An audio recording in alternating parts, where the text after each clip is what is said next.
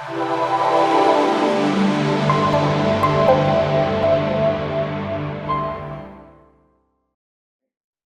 honored to introduce my dear friend, Nikki Traylor-Knowles. She's a star. So I don't know what to tell you because I could spend here the whole seminar length, but I won't.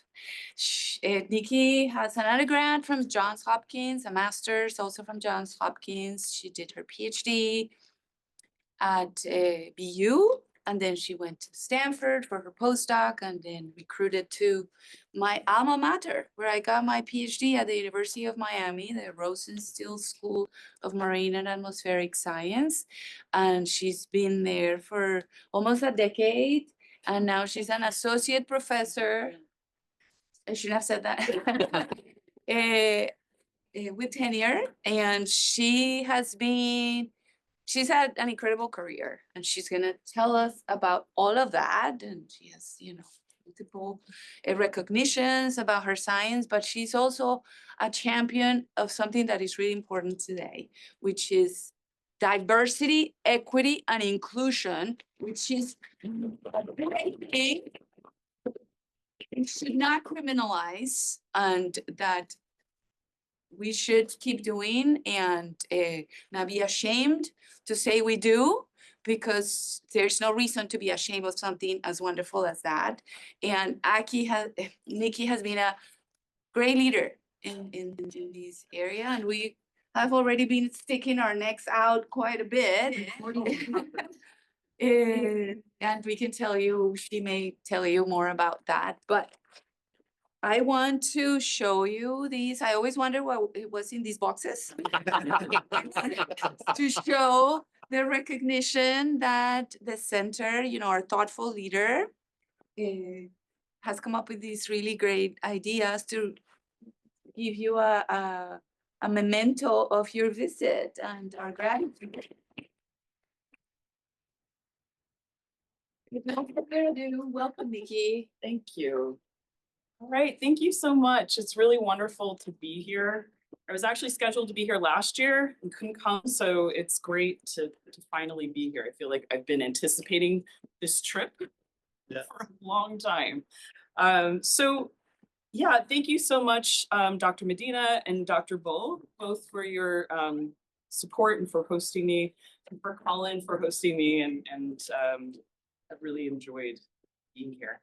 So I'm going to talk today about some of the work that my lab has been doing, as well as some of the social justice work that we've been doing. So it'll be kind of two parts to the talk. So let's get started.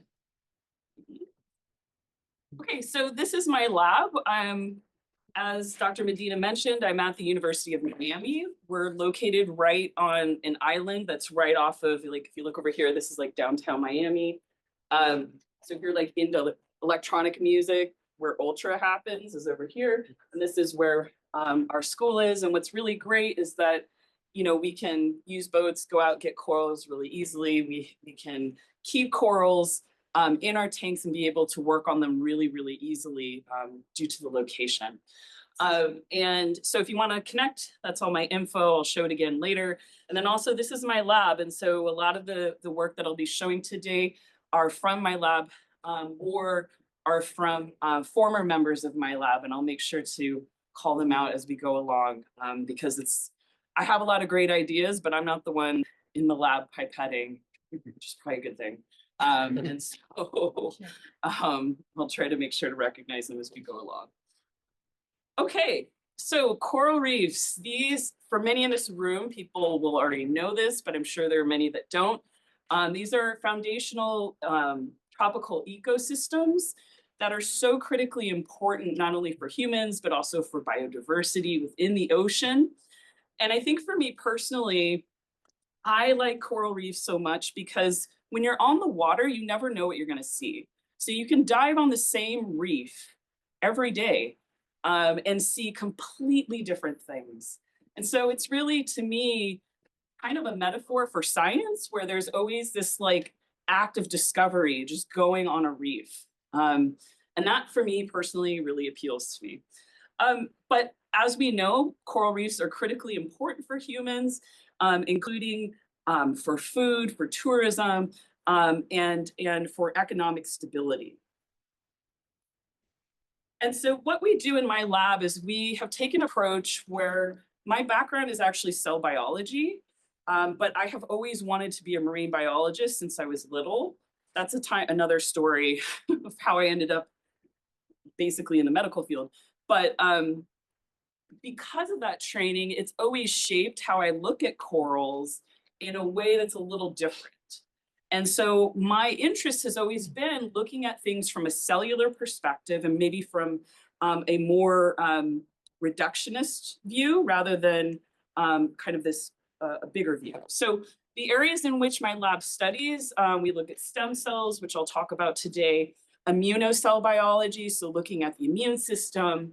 We do some work on non-cnidarians, so we work on ctenophores and looking at the evolution of their immune system. That's a new area that we've started working on. We work on coral disease quite a bit, and I'll talk about a little bit of that. Environmental effects on the immune system and that integration and interaction. And then lastly, looking at the coral holobiome, which I'll talk a bit about today. And all of this is going to be with a very host, so coral lens. So I just want to say that because I know everybody's microbiologist in this room. I'm not a microbiologist, but I appreciate and understand the strength and power of the microbiome, and especially from a holobiont animal, how important the microbiome is. So I'll talk a bit about that today as well. And so these are the three areas I'll be covering. So the reason that we study these things are because coral reefs are really under threat. And this is particularly apparent in Florida. So when I started the job there in 2016, 2 years prior to that, there had been this disease outbreak that occurred that's dubbed stony coral tissue loss disease. And this was pretty unprecedented because what happened was there was a dredging that occurred at the Port of Miami. There was also a very hot summer, so there was some bleaching that occurred. And then people started to notice disease popping up. And it started spreading all throughout the coast of Florida. And for a while was kind of just hanging around through here until eventually it did get over into the dry Tortugas. And what was so frightening about this disease was that it can affect over 24 species of corals. And it can kill the whole coral within a couple of weeks. There are individuals that do not succumb to the disease, but most individuals do. And the other piece of it was that the corals that it was affecting were really the ones that weren't getting a lot of attention in Florida. So, it kind of was this wake-up call that we have to look at more than just branching corals. We need to look at these corals as well. Well, the disease then spread. And so now it's found all throughout the Caribbean. Last of my knowledge, it hadn't been found in the Gulf of Mexico, but this is from 2022. And so I haven't checked it since a few weeks ago, but it's definitely spread, and it seems that maybe ballast water might be involved with the spread of this disease. And what's really interesting about the disease is that it does seem to be a disease of the symbiont. So what we see is that these cells here are the algae cells that are found within the internal gastroderm layer of the coral. And what we see is that there's this blebbing that occurs. So you see this through here. This is unhealthy. And essentially, this disease causes the coral more or less to melt from the inside out. That's how I kind of think of it. And so this creates, that sucks. That's not great, right? But it also creates an issue of monitoring this, because often by the time we see the disease, it may be too late because it's an internal thing. And so this creates sort of a management issue, because are there ways or tools that we can develop to actually be able to identify if the disease is happening before we see those lesions? So I'll talk about that in a little bit, but I just want to bring this up, that a lot of the things that we see about the health of corals has to do with issues with this relationship with this symbiont. Additionally, we looked at the transcriptome of this disease in response in 2 different species of corals. And the long short of it is that we thought that these corals had a depressed immune system, and that's why they were getting the disease. That was the hypothesis. But actually what we saw was the opposite, where actually their immune system was highly reactive. And so one of the things that we're really thinking about is maybe they have an overactive immune system. And that's part of why we see so much disease, because when a coral gets sick, it mounts up all its immune system and then loses its tissue. It's like an overreactive thing. But anyway, we saw that these 2 different corals, they had different responses to the disease, but we also saw that there were shared responses with immunity, genes, apoptosis, as well as extracellular matrix rearrangement.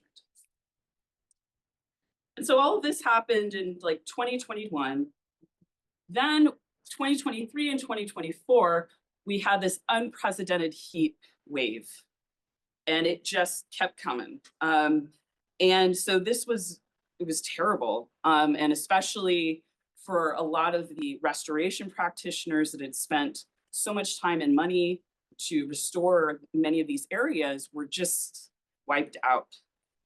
And it was just crazy to me that, this is showing the degree heating weeks, and they had to change the scale to accommodate for the amount of heat that the corals were seeing. I mean, this is like dystopian stuff, right? And so, it was just a real wake-up call for many people, because all of these areas were lost. And I would still say we're still sort of myself personally, my lab does not do restoration, but we work and collaborate with a lot of restoration folks. And, I think there's been a lot of soul searching, basically, that's been happening, because it's like, do we keep repairing these reefs that we know are going to be destroyed? We have to do something. But we also have to start being a bit more creative and start giving corals a little bit more of a leg up to survive while humans get their shit together, right? So I'll talk about some of the work that my lab's been doing, and some of it's weird, I'm not gonna lie. Like, some of it's a little far out, but that's where we are in this field, where it's like we have to try some far out stuff. Otherwise, there won't be reefs, which is crazy to say, but it's true.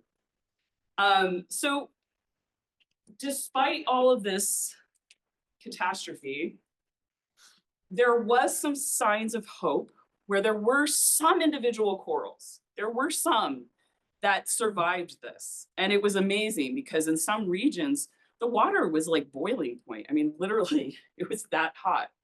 However, there were some individual corals that did survive. And same with the disease that I talked about, there are some individual corals that did survive. And so one of the driving questions in my lab are, why do some corals survive and some don't? And one of the things that we think a lot about is the coral immune system, right? So the coral immune system is actually pretty complicated and is really understudied. So we know that many different species of corals possess melanin and are able to use melanin pathways as a way to encapsulate invading bacteria, or as a way of a antimicrobial reaction to infections that may occur. We also know that corals can produce, certain species can produce fluorescent pigmentation that may again be an important antimicrobial pathway to help with healing of wounds in particular. We know that there are many genes and gene pathways that are important and that hold promise, both specific to the coral, but also shared with other metazoans that may be important for the immune system. We also know that there is evidence for an allorecognition system, so recognizing self versus non-self. But this is a very complicated thing because, as I'll show you later, there's a lot of non-self that associates with coral, and they seem to be okay with that. So it's not as cut and dry. But what we do know is that two individuals sometimes confuse or sometimes will reject each other, indicating that there is an immune response with this. We also know that they have and produce large amounts of mucosal mucus that can act as a way to trap and coat the coral. It's full of antimicrobial peptides that can help protect the coral. And then last, and this is the area where my lab kind of really came in, was that they have immune cells. And I'll talk about this story a bit, but there was a long time where people were really saying they don't actually have professional phagocytic cells. But what my lab and collaborators has been able to show is that they do have those. And so we'll talk about that a bit and go into that. As I was alluding to before, I don't know where my, corals are holobionts, so they're colonial, start with one polyp that then clones itself to make this colonial organism. And the relationship that is most well studied is going to be the one with the Symbiodiniaceae. And I think the thing to me that I didn't fully appreciate until I really started diving into the cellular processes is how this cell here, that's the coral or the symbiont, this is the coral, right? So this cell really takes up the whole coral cell.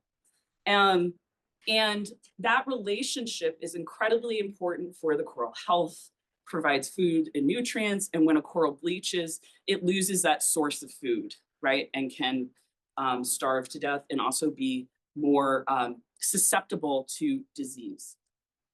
And so often when we think about the relationship of the symbiont, so I'll just be referring right now to this, the Symbiodiniaceae cell as the symbiont, okay? When we think about the relationship of the coral and the symbiont, I think we think of it like this, where there's this host cell, the symbiont, and they're kind of just like existing in this like sterile environment. But really, it's more like this, where you know, there's just all these different microorganisms that are potentially you know, symbiotic within the symbiont itself, but also within the coral membrane, but also within the tissue.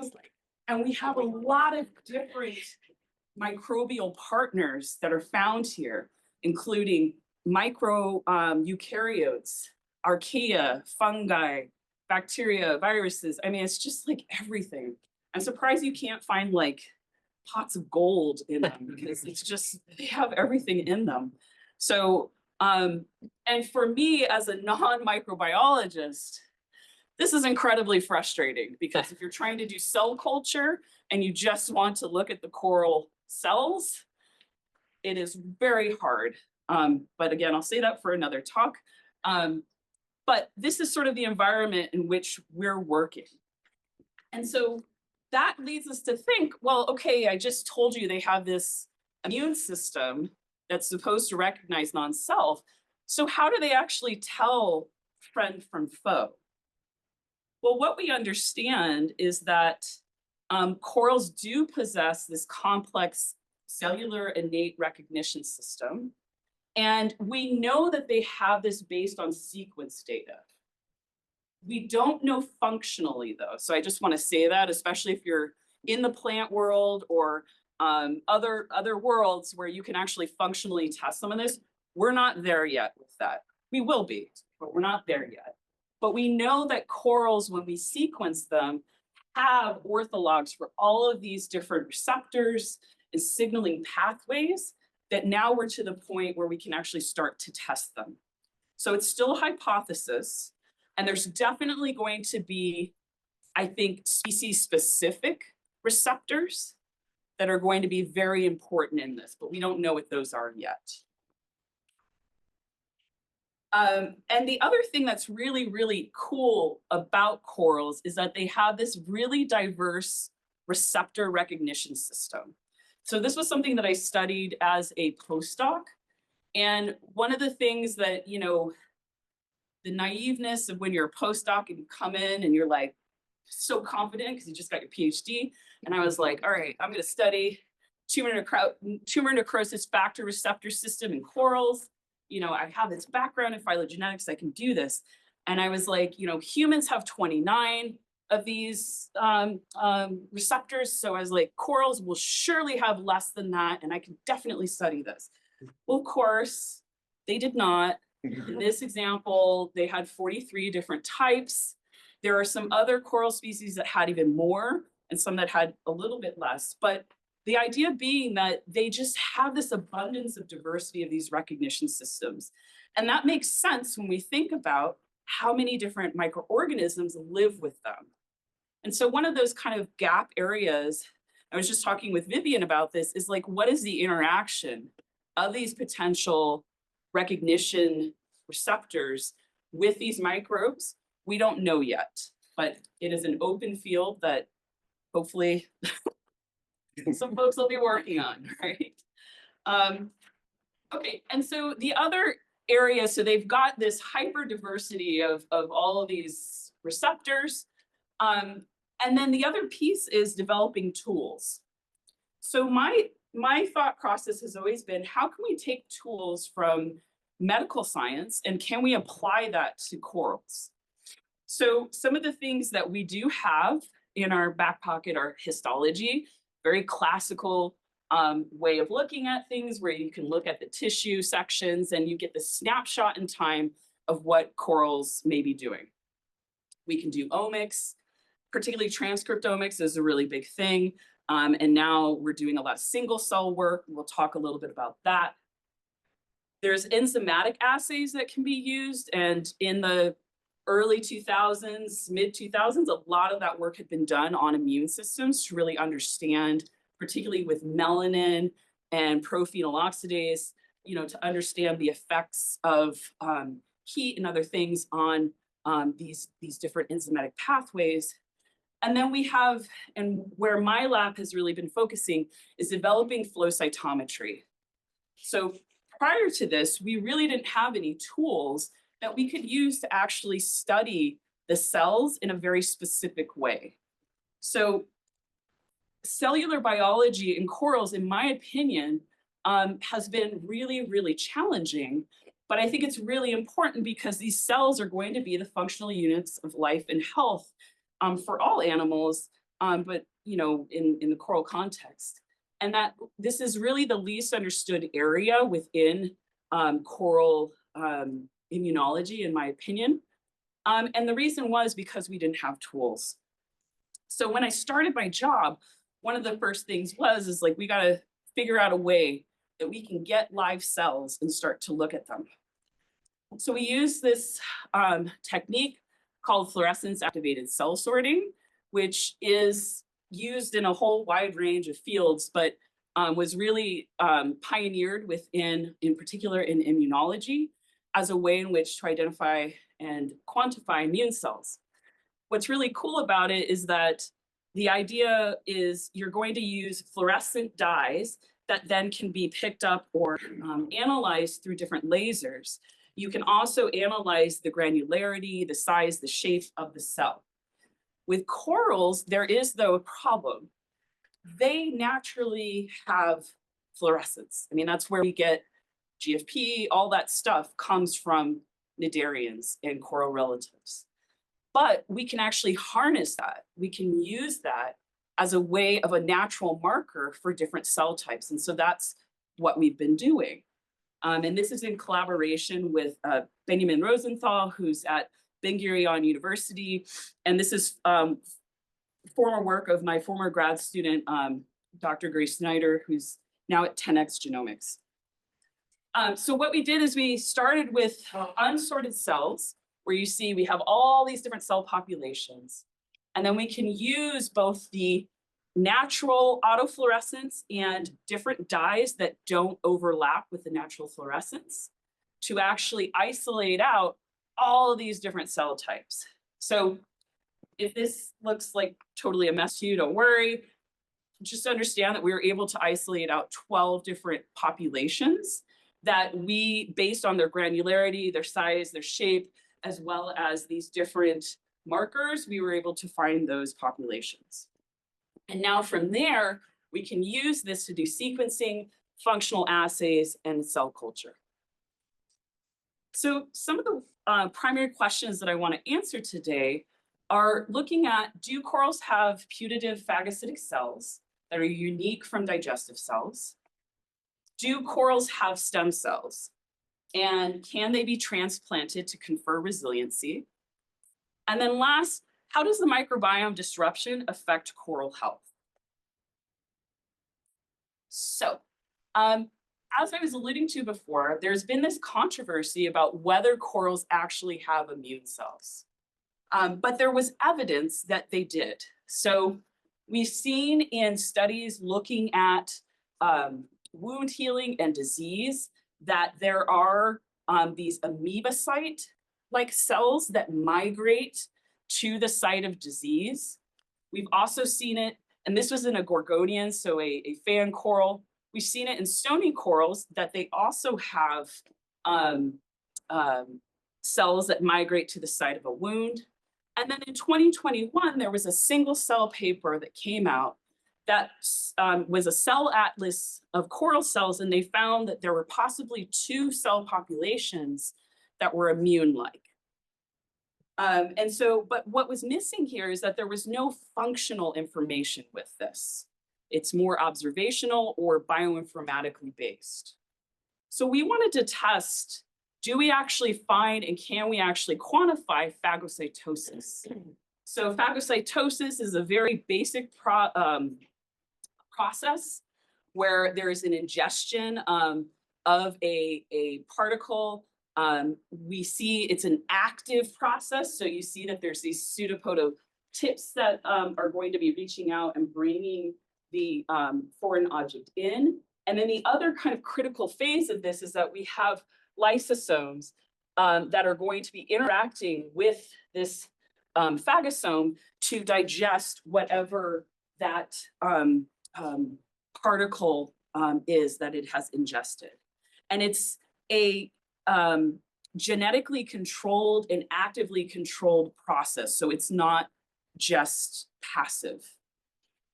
So to test this, what we did was using different dyes and different dyed labeled bacteria to look at if when it ingests this bacteria, the bacteria will fluoresce. And so we know that it's internalized. And we can also look at the lysosome activity using these different dyes for that. We compared this to sugar uptake. That would be a passive, so pinocytosis process. And we looked at an actin inhibitor to know if we use the actin inhibitor, we would expect that there would be less phagocytosis occurring. And we also examine other attributes of phagocytosis, so proteolytic degradation, cell debris uptake, etc. So this is like a chapter of a PhD that I just like got all in one slide. And so again, recognizing Dr. Schneider and Shir Elishar, who is a collaborator. I don't know what that is. It's beeping in here. Sorry. I'm going to do anything. I have run into this before. I do not know what it is. Is it an alarm clock?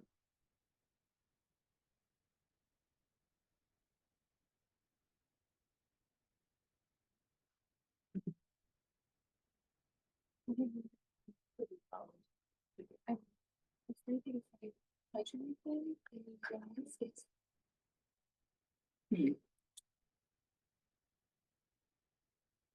Well, I can still talk while the beeping's happening. I just think that it'll stop after a couple minutes because that it has happened once before, but it was before the seminar. I have never built something like this. Do you have any ideas? Anybody tries? I'm afraid of like hitting this and then that's okay, very good. Maybe Just need a color. I'll just leave it open. A mean bug is like. Maybe it was like overheating or something. Anyway, okay, so we looked at both phagocytosis of beads, bacteria, fungi. We saw that there was an increased amount compared to the control.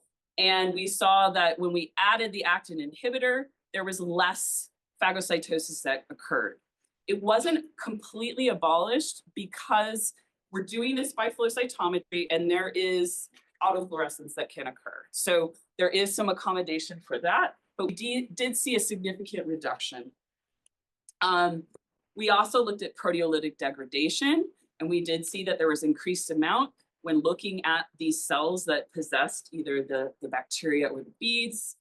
And we also saw that these cells were able to phagocytose and clean up dead cells that were dead through heat stress. So we had all this sort of functional evidence, but then the question was still, well, what about the genes? Okay, it can do this, but what about the genes? So we wanted to see if in particular these LAMP proteins were present. LAMP proteins are really a prime characteristic of this lysosomal interaction. And they're a key marker for this development of the phagolysosome. And so we wanted to see if we see the presence of this, we could say that these are more than likely truly immune cells. So can we identify this? So in order to do this, we needed to use single cell sequencing. If you're interested in this stuff, I can talk more about why we went this route versus another way, but corals are always hard. So we just had to sort of throw everything at it and decided, okay, we're gonna do single cell with this, and essentially using the assay that we did, either using the bacteria assay or the bead assay, then do single cell, sequence the different cell populations that are associated with this, and then look at what we actually get. And so that's what we did. And we were able to find that we did also a cell atlas, and we were able to find that there's, you know, all these different known cell types which matched up with what had previously been done in other corals. But we did find that this population 12 through here in particular appeared to be our phagocyte population that expressed about 14,000 different genes. And lo and behold, we did find that they had that LAMP1, along with many other genes that are characteristic of immune-related cells. So we're pretty confident that these cells that we have are immune cells. And I don't have time to go through that whole story, but we compared it then to also just sugar-containing cells and found that it was very different and a different pathways that we saw that were activated. And so, you know, again, this is just a picture of it. The long short is they have immune cells, and we believe that they are doing what immune cells should be doing. So great. So now we're, you know, I spent all this time leading up talking about all the plights of corals. Now we want to be able to use this as a tool. And so the idea was that, you know, with stony coral tissue loss disease, a lot of times what has been assumed is that when you get a fragment, a coral here, this one has an active disease lesion that's right here. A lot of times it's been assumed that up here, it's healthy and that the disease lesion, that's where it's sick and it's moving up through. So we wanted to test that where we looked at the area of tissue up here versus the margin area. And then we also looked at a control that was not infected and a coral that had recovered from the disease. And so when we did that, we found something really interesting, that the healthy and the margin, so margin healthy, their immune activation was pretty similar. But when we looked at that compared to the control, there was less immune activation. And what was good news is that when the coral recovered, it went back to what was similar to the control. So this was exciting to me because this indicates that maybe we can use this as a marker for looking at immune stress, which we have not had. And we have not had anything that we can look at in the live cells. We have things where we can collect the coral, kill it, and then look at it, but we haven't had anything where you can look at the live cells. So we're really working on trying to expand this out to see if this could be applied on a larger scale.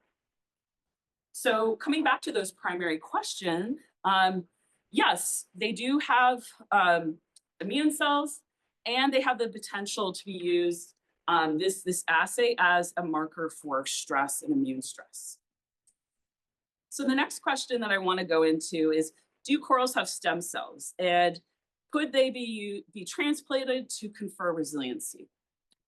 So this work actually stemmed from my postdoc. I met Benjamin Rosenthal when I was in Monterey. That's also where I met Carol Lee. You know, he was a immunologist and a stem cell biologist. And I kept bugging him saying, you know, it'd be really cool to apply some of the stuff that you do on humans and mice, if we could apply that to coral. So when I started my own lab, this was the first thing that we did. We checked all of these different markers that are used to identify different cell types, including these two that are used for identifying stem cells. And the idea was, can we use markers that are not species specific to identify potential stem cells? Because we don't have antibodies and all these things like they do in a lot of other systems. So we have to be a little more creative with identifying these things. So we did that. And the idea was that then could we identify this enriched population of cells, stem cells, and use it as like a stem cell therapy. So the idea being, let's say you have this genotype 3 coral that has high resiliency to heat. Could we isolate a stem cell population from the coral and then transplant it into a coral that's less resilient? And would we actually see some sort of resiliency conferred? So I told you this gets a little weird. So the idea was that but we needed to first search and find these stem cells. So we've done this both in Nematostella, which is a sea anemone and just a good model in the lab, as well as corals. We can identify from both of them their stem cells with different dyes, isolate them out using flow cytometry, do the sequencing, single cell sequencing, and then be able to eventually develop markers that can be used to isolate those cells in a more specific fashion. Because the marker that we're using is called ALDH, and it is a marker for proliferation. And there are many cells that are proliferating. So we want to be more specific, but right now we're using that. Anyway, so that we can get the cells and do these different assays to actually transplant them. So what we did is a first experiment using this Nematostella. And the idea was that we had Nematostella that was just normal, and then we had Nematostella that was M. cherry positive, that had these red cells that were present in it. We could take those cells, enrich it for stem cells, and then transplant it into individuals that didn't have the M cherry. And then you can follow the cells in real time. And so that's what we did. And what we saw is that after 2 months, there was this increased expression of this ALDH in the M cherry positive cells in transplanted animals. And so we were able to show that transplantation is possible and that proliferation is occurring. So this is an important piece. We also were able to measure whether these transplanted cells after 2 months differentiated into new cell types, because that's another important piece. Stem cells can have a different potency, and depending on the different types of stem cells, they can turn into different cell types, right? And so what we saw was just that there was differentiation that occurred, and we could actually quantify that and show using machine learning that, this is just ALDH positive before the transplantation. And then after the ALDH positive is found throughout, the M cherry is found throughout all these different cell types, indicating that differentiation has occurred. So cool. Did that to sea anemone, but now we want to bring this into corals. But this is where the issue lies. So if we look down here, this is the unstained. And if you look in this box, this is the autofluorescence. And so in Nematostella, there's a little bit of autofluorescence that we see. In another anemone, we see that there is really little to no autofluorescence. But in corals, we see that there is a ton. And so this was an issue of we've got to be able to find dyes that we can use that will actually be able to quantify what we want to quantify. So I'll save you the story of that, but essentially we tried a bunch of different stuff and we're able to find a particular ALDH marker that worked. And we were able to then identify these potential stem cells and take them and work on trying to start doing transplantations. Our first transplantations, we just wanted to see, could we do it? Like, would they even go in the coral? And we were able to do that. So we isolated out these stem cells, transplanted them into corals. And what we found is that there was a die-off that happened in the first week of cells that did not have, that were ALDH negative, which is what you would expect because they're not proliferating. They don't have stem cells. We see though, after 2 weeks, this increase that occurs for the ALDH positive. So this was exciting. It's only 2 weeks, but it's something. And so now we're doing more long-term experiments to see how long we can maintain this. And also if there's a way that we can do live tracking, because right now we have to sacrifice the animal at the end to actually get the measurement. And that kind of defeats the purpose if we're trying to save the coral, like you don't want to have to sacrifice it at the end, right? So we're working on that, but this is just sort of the beginning stages of it. This is a picture of what those different cell types look like. And we saw some like interesting things with like some phagocytosis that was occurring. And so there's some interesting, I think, cell biology that's occurring with these transplantations. We also tested for cytotoxicity to understand if when we do these transplants, do we see that one of the host cells or the transplanted cells, are they killing each other? And the good news was that we don't see that. At a cellular level, they'll just take up anything, which is kind of what we see also with microorganisms. So I think that's good news. And this was in another coral species where we saw, again, more potential cell types. Okay, so then the next thing we wanted to do was actually sequence these. So we did kind of the same kind of strategy where we sequenced all cells to build a map. And so all of these different numbers represent potential different populations. Each of these dots represents a cell. And we then mapped the ALDH positive cells to this map. And so what I want you to notice is that there's a large, wide spread of cells. And that, again, is to be expected. ALDH just marks proliferation.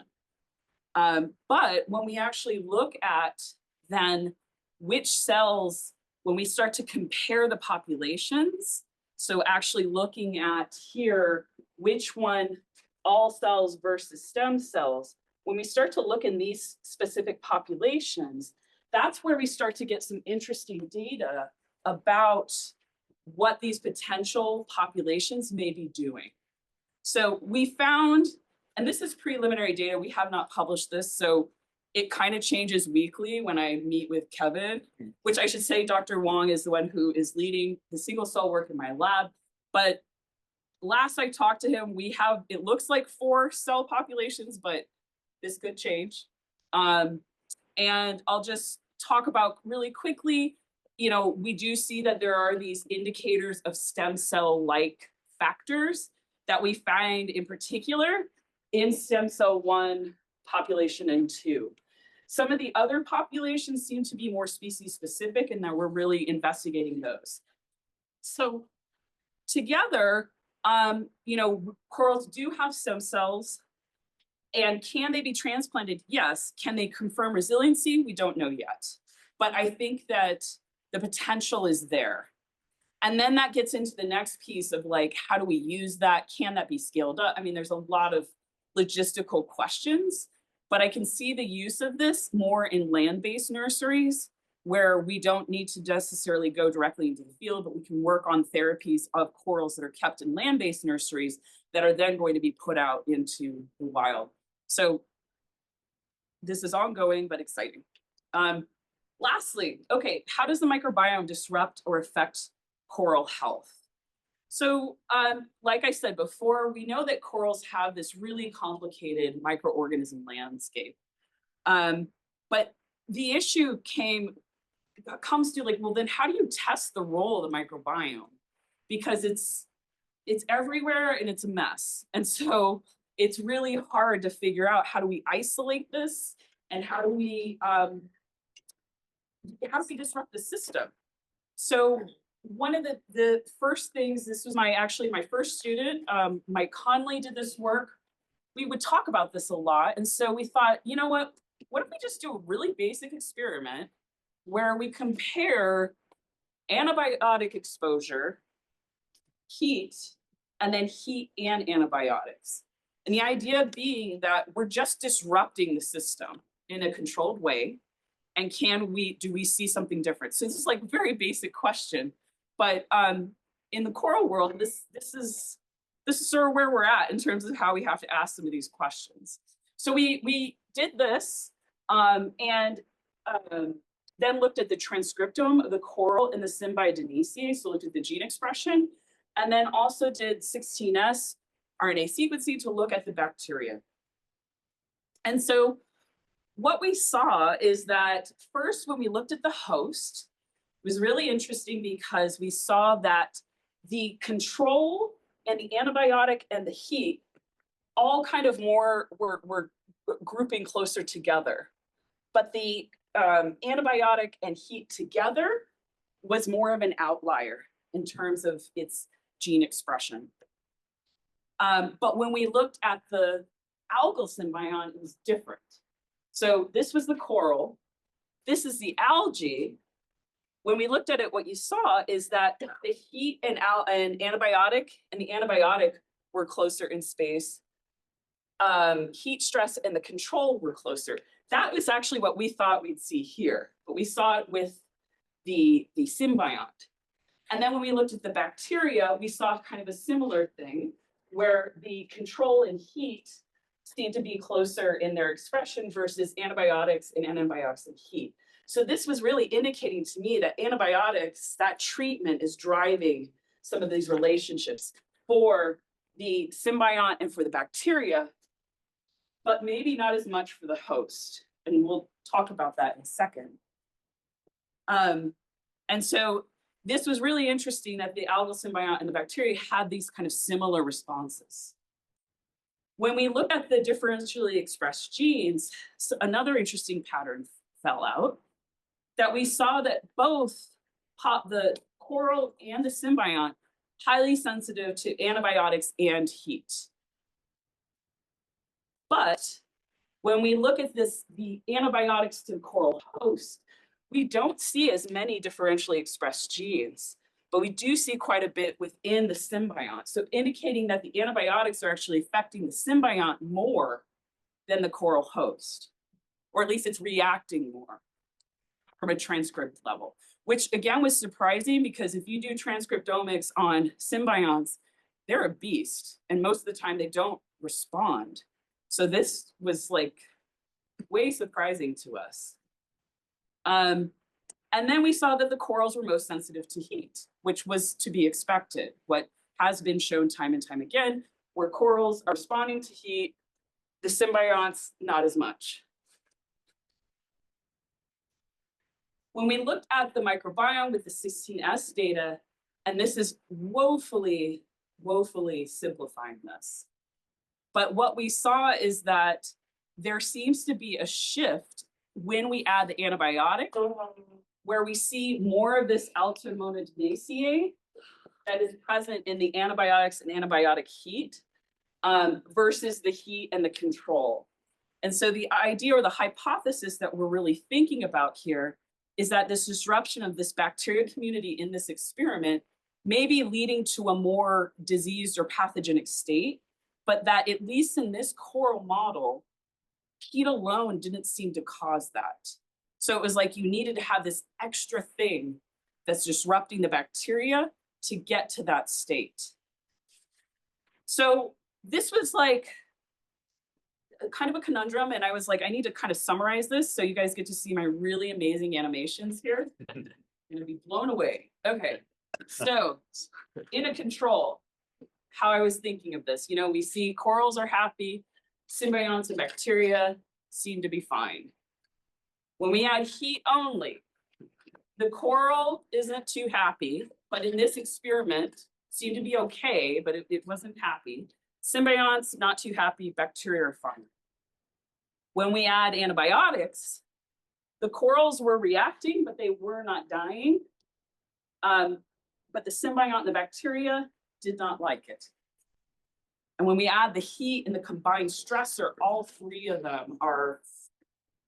So this to me was really exciting because it's showing again, it's not a direct, it's still correlative, but we are seeing that there is this direct interaction, at least in this species and in this experiment.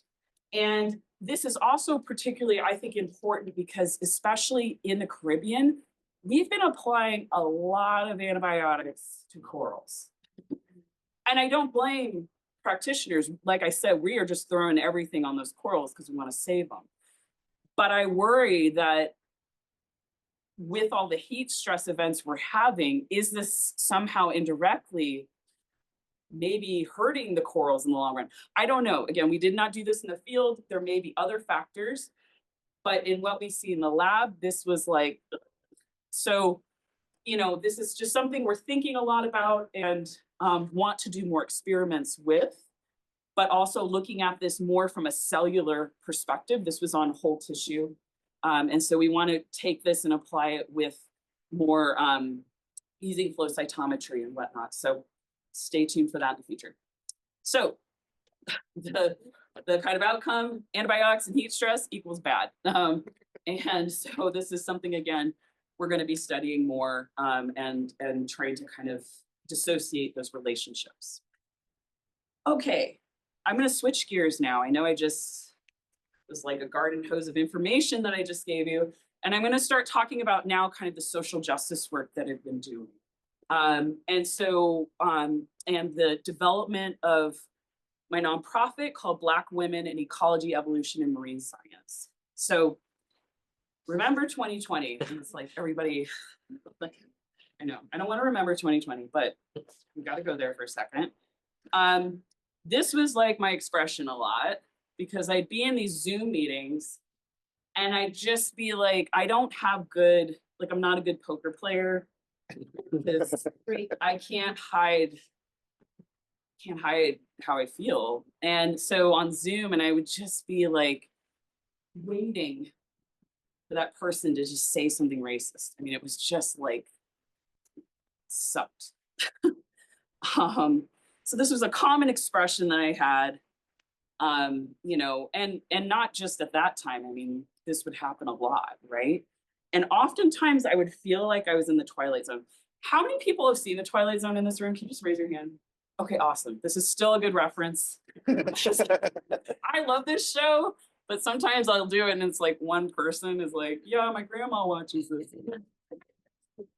Anyway, I would often feel like I was in the Twilight Zone where I was just in this alternate universe where I was like, how are you just realizing that racism exists? Like, how? And why are we having these conversations now when I've been trying to have these for years and nobody's listening? It was so incredibly frustrating and would completely burn me out. I mean, it was terrible. And so I was really tired. I was tired of being told that Black women in particular don't exist in marine science, in evolution, in ecology. I was tired of DEI programs which didn't actually address the problem. Many of the DEI programs that were designed to make the majority feel better and not actually to make the group that they're supposed to be supporting feel better. And I was tired of being the only one in the room all the time.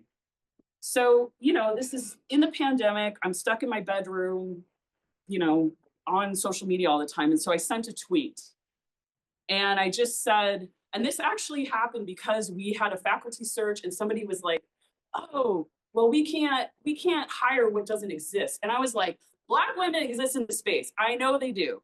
I was like, I am not the only one in this space. So I sent this tweet because that's what we were doing. And, you know, I was mainly focused on marine biologists at that point, but a lot of people responded and were like, we're here, da, da, da, da. So then started a list because again, that's like what we were doing, right? We were making lists and all these people were signing up. And so I thought, okay, let's have a meeting. So we had our first meeting in July. And it was this amazing thing because I really thought like a couple people would show up and it would be like awkward, you know, on Zoom. But like over 50 women showed up and we were on for like 3, almost 4 hours, just introducing ourselves and getting to know each other. And it also turned out that many of them were at the same institution and had no idea, or in the same city. So I realized that I was like, there needs to be a space because there's a community here and we exist. And so we became a nonprofit. And now I'm an executive director of a nonprofit, which is not what I thought I would be doing, but it is something that I feel I have the privilege and power to do because I'm in spaces that many people can't get into. And so this is for me a way in which I can help open this up and build our own space while also helping people get into these other spaces. So what is BWEEMS? So we're a community of Black women in ecology, evolution, and marine science. It's undergrad to retirement. That's the population that we serve. So we don't do right now any programs with high schoolers. It's not that that's not important, but we really are here to serve undergrad to career professionals in retirement. We have right now, as of like this morning, 664 members that are from 28 different countries. So our growth has been really fast. We just started out with like 50 members. Membership is free. Everything in this program is free for members, no payment. And we celebrate the diversity of Black women identity. This is an incredibly important point because Blackness can depend on where you're from. And so I acknowledge that I'm actually biracial. I'm half Black, half white, but in the US, I am considered Black. But if I were to go to, let's say, Dominican Republic, I'm not considered Black.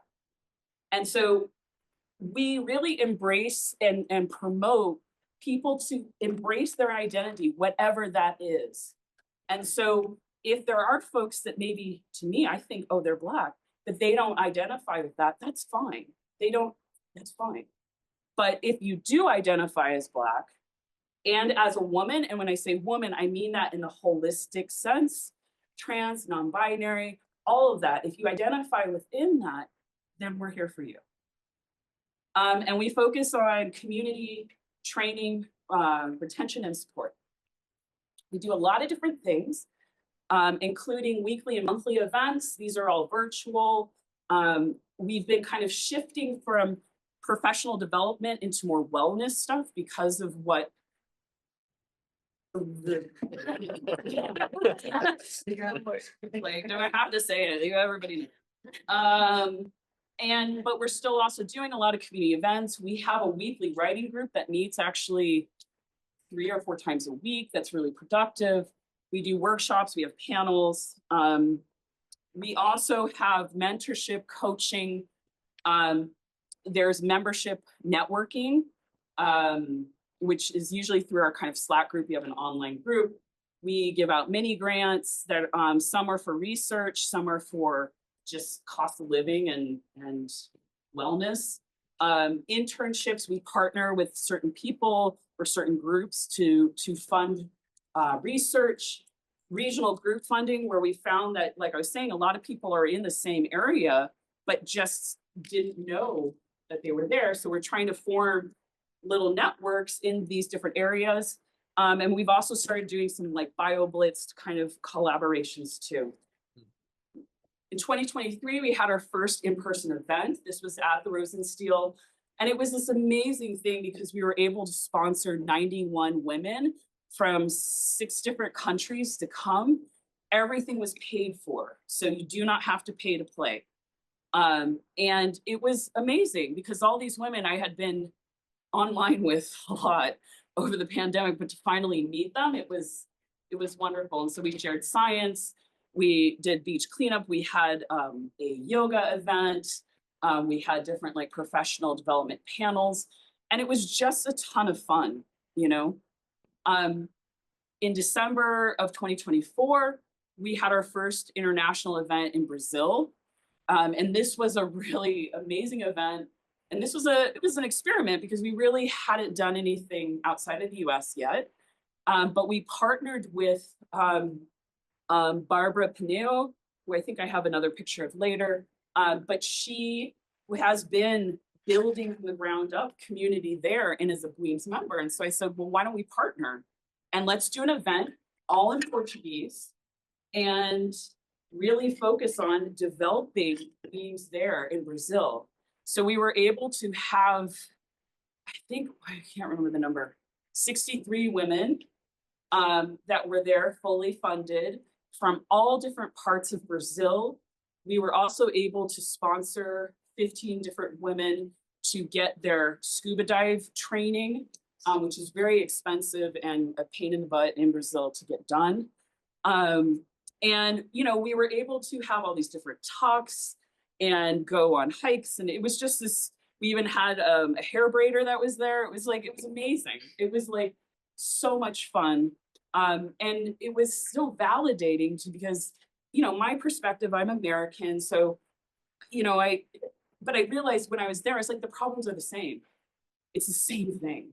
So we're really thinking about how to expand now in partnerships in the Caribbean and, you know, working our way through the world as needed. And so what's next for BWEEMS? We're going to be having more in-person events. We're having our second major conference. It's going to be at Duke in May. We're developing a therapy program, so partnering with different therapist groups to offer therapy to our membership as needed, and again, for it to be free. And really trying to work on expanding the international events as needed. And the important point with this, I just want to say, is that we weren't going in and saying, we need this event.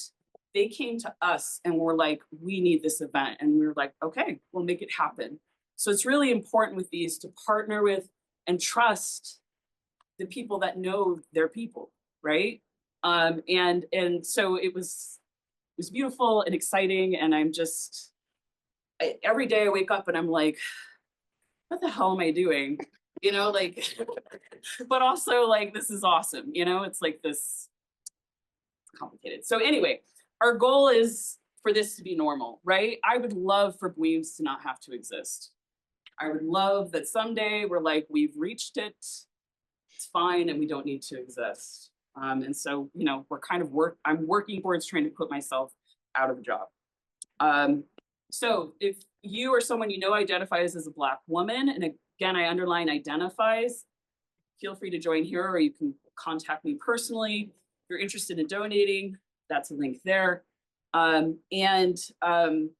Yes, and I will say thank you.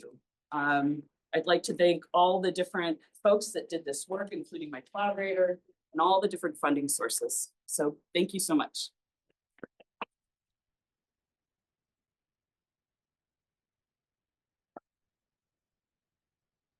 Sorry, it went over Yeah, so we much. did I'm so sorry. Overtime, so we don't